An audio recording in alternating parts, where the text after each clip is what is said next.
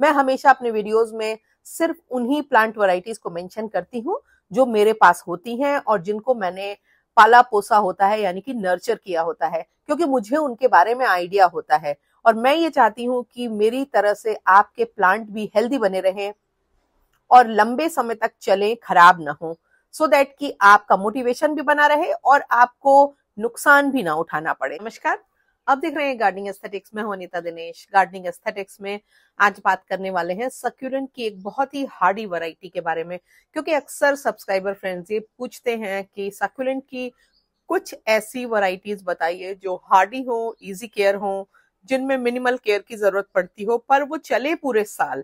क्योंकि कई बार बहुत सारे लोग सीजनल वैरायटीज को लगाना अवॉइड करते हैं पर आइडेंटिफाई नहीं कर पाते हैं कि कौन सी सीजनल है, कौन सी सालों साल चलने वाली है। आज आपको मैं एक ऐसी ही सक्यूलेंट वैरायटी के बारे में बताने वाली हूँ जिसको होवर्थीया या हावर्थीया कहते हैं, और ये एक बहुत ही हार्डी सक्यूलेंट वैरायटी है। खास करके जो लोग स्मॉल स्पेसेस में, छोटे पॉट्स में प्लांट्स को लगाना चाहते हैं, टेबल टॉप के लिए लगाना चाहते हैं और बहुत लंबे समय तक ऐसा सक्यूलेंट चाहते हैं जो घर के अंदर अच्छे से बना रहे, तो उनके लिए होवर्थीया या हावर्थीया एक बहुत ही आसान और इजी केयर वैरायटी है। यूं तो मेरे पास हावर्थीया की बहुत सारी वैरायटीज हैं, पर कुछ एक वैरायटीज जो काफी पॉपुलर हैं उनको तो ऑलमोस्ट काफी सारे प्लांट लवर्स अपने यहाँ लगाते हैं। उन्हीं में जेब्रा हावर्थीया एक है। ये आपको नर्सरीज में भी आसानी से मिल जाएगी। हावर्थीया में जो मेरा अपना एक्सपीरियंस है, दो तरह की वैरायटीज होती हैं।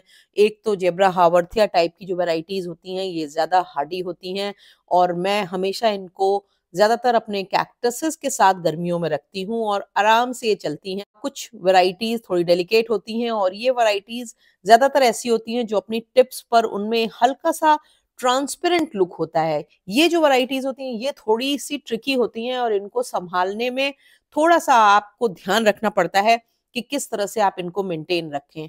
सबसे पहले बात कर लेते हैं सॉयल की। कैक्टस सक्यूलेंट सॉयल सिंपल हो या फिर आप उसमें 2-3 एक्स्ट्रा इंग्रेडिएंट्स के साथ बनाएं। जरूरी चीज है उनका वेल ड्रेनिंग होना। कोर्स सैंड की क्वांटिटी अच्छी खासी होनी चाहिए। इनमें मिट्टी में लीफ मोल्ड या फिर वर्मी कंपोस्ट मिला सकते हैं और इसके साथ ही गार्डन सॉयल को थोड़ी मात्रा में मिलाएं। आप चाहे तो इनमें परलाइट मिला सकते हैं, अगर आपके पास नहीं है तो भी सिर्फ कोर्स सैंड से आपका काम चल जाएगा। कैक्टस सक्यूलेंट सॉयल बनाने का तरीका क्या होना चाहिए, इसके वीडियो का लिंक आपको वीडियो में आता हुआ भी मिलेगा और डिस्क्रिप्शन में भी मिलेगा। आप जाकर के सॉयल रेसिपी देख सकते हैं। आप इनको सिंडर में भी लगा सकते हैं। मैंने अपने 2-3 होवर्थीया के प्लांट सिंडर में लगाए हुए हैं जो उनमें अच्छे चल रहे हैं। पर सिंडर में लगाने पर एक चीज ध्यान रखनी पड़ती है, वाटरिंग थोड़ी ज्यादा जल्दी करनी पड़ती है, खासकर गर्मी के दिनों में, क्योंकि सिंडर में पानी रुकता नहीं है, तुरंत ही ड्रेन हो जाता है। इसलिए तीसरे चौथे दिन गर्मियों में अच्छे से आपको इनको वाटरिंग करनी पड़ेगी। सनलाइट रिक्वायरमेंट की जहां तक बात है, इनकी जो सनलाइट रिक्वायरमेंट होती है वो सर्दियों में तो अगर आप इनको अच्छे सन में रखेंगे तो ये बहुत अच्छे से ग्रो होते रहेंगे और गर्मियों में आपको इनको 3-4 घंटे की धूप वाले एरिया में रखना चाहिए। सबसे बड़ी इंपॉर्टेंट चीज जो है वो ये है कि इनको आप ऐसी जगह रखें जहां पर टॉप कवर हो तो बहुत अच्छा होगा, क्योंकि बारिश के दिनों में जब इनमें एक्स्ट्रा पानी जाता है तो इनके मरने के पूरे पूरे चांसेस होते हैं।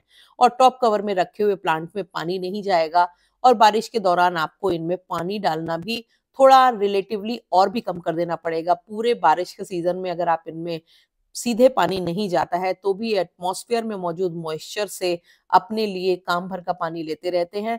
तो इसलिए पूरे बारिश के 2-3 जो महीने होते हैं उनमें अगर आप 2 बार 3 बार भी इनमें पानी डाल देंगे तो ये प्लांट अच्छे से चलते रहते हैं। होवर्थीया क्योंकि एक सक्यूलेंट है तो इनकी जो फर्टिलाइजेशन नीड होती है वो बहुत ज्यादा नहीं होती है और जब आप मिट्टी बनाते हैं तो आप उसमें ऑर्गेनिक लीफ मोल्ड या फिर वर्मी कंपोस्ट तो डालते ही हैं और 1 चम्मच एक्स्ट्रा उसमें बोन मील साल में एक बार ऐड कर दीजिए, या मिट्टी जब बनाते हैं तभी उसमें 1 चम्मच बोन मील डाल दीजिए, वो इनके लिए पर्याप्त होता है। और फ्लावरिंग सीजन जब आने लगे, इनका जो फ्लावरिंग सीजन होता है वो स्प्रिंग होता है, उस समय आप इनमें थोड़ा सा माइक्रो न्यूट्रिएंट और उसके साथ 3-4 ग्रैन्यूल डीएपी के या थोड़ा सा लिक्विड लो नाइट्रोजन फर्टिलाइजर कोई भी आप इसमें डाल दीजिए और उससे एक तो इनमें फ्लावरिंग भी हो जाएगी। ओवरथिया में कुछ इस तरह के फूल खिलते हैं और ऑलमोस्ट ज्यादातर वैरायटीज में फूल खिलते हैं, पर अगर सनलाइट इनको प्रॉपर सर्दियों में मिलेगी तभी इनमें फूल खिलेंगे, क्योंकि कोई भी सक्यूलेंट होगा उसमें फूल खिलने के लिए जरूरी है कि उनको डार्कर नाइट्स मिले और सनी मॉर्निंग्स मिले। ये जो प्लांट होते हैं आप देखिए इस तरह से इनका जो रूट सिस्टम होता है वो बहुत एक्सटेंसिव नहीं होता, यानी कि ये हावर्थिया को अगर आप देखेंगे तो ये ऑलमोस्ट पॉट के ऊपर ही रखे रहते हैं। आप इनको इस तरह से उठा करके पॉट से हटा सकते हैं, इस तरह से लगा सकते हैं, और इनका प्रोपगेशन भी वही है, नए ऑफस्प्रिंग साइड से जो निकलते रहे उनको इस तरह से निकालते रहिए और पॉट्स में लगाते रहिए, ये मल्टीप्लाई होते रहेंगे। और मैंने इनको जो मेंटेन करने का, इनको गर्मियों में बचाने का तरीका भी यही खोज रखा है। बहुत सारे छोटे छोटे नर्सरी पॉट में मैं इनके इक्का दुक्का रोजेट्स लगा करके अपने कैक्टस कॉर्नर में गर्मियों में रख देती हूँ। बस ये ध्यान रखती हूँ कि टॉप कवर्ड एरिया में रहे और वहीं पर ये धीरे धीरे बढ़ते रहते हैं, क्योंकि एक बहुत ही स्लो ग्रोइंग सक्यूलेंट होता है और इसको आप अगर कई जगह लगा देंगे तो आपके पास किसी न किसी फॉर्म में सीजन आने तक 2-3 प्लांट्स तो बचे ही रहेंगे। वैसे ये उतने ज्यादा समर सेंसिटिव नहीं होते हैं, समर्स में लो सनलाइट एरिया में आसानी से चलते हैं, पर सर्दी में इनको प्रॉपर सनलाइट की जरूरत होती है। तो अगर आप एक आसान सक्यूलेंट चाहते हैं जो साल भर चले तो हावर्थिया की तमाम वैरायटीज को एक्सप्लोर करिए। ये बहुत ही स्लो ग्रोइंग होते हैं, छोटे पॉट में ये आसानी से साल दर साल चलते रहते हैं। ये जो मेरा बड़ा सा आप हावर्थिया की एक वैरायटी देख रहे हैं, ये मेरा 7 साल पुराना सक्यूलेंट है और आप देखिए किस तरह से पूरा पॉट भर चुका है और अभी इस समय इसमें फ्लावरिंग भी स्टार्ट हो गई है। अगर अभी तक आपने मेरे चैनल को सब्सक्राइब नहीं किया है तो मेरी गुजारिश है कि चैनल को सब्सक्राइब कर लीजिए, बेल आइकन जरूर पुश कर दीजिएगा ताकि गार्डनिंग से जुड़े हुए मैं जो भी अपडेट करूं वो आप तक पहुंचे। वीडियोस पसंद आने पर उनको अपने गार्डनिंग लविंग फ्रेंड्स के संग शेयर कर सकते हैं।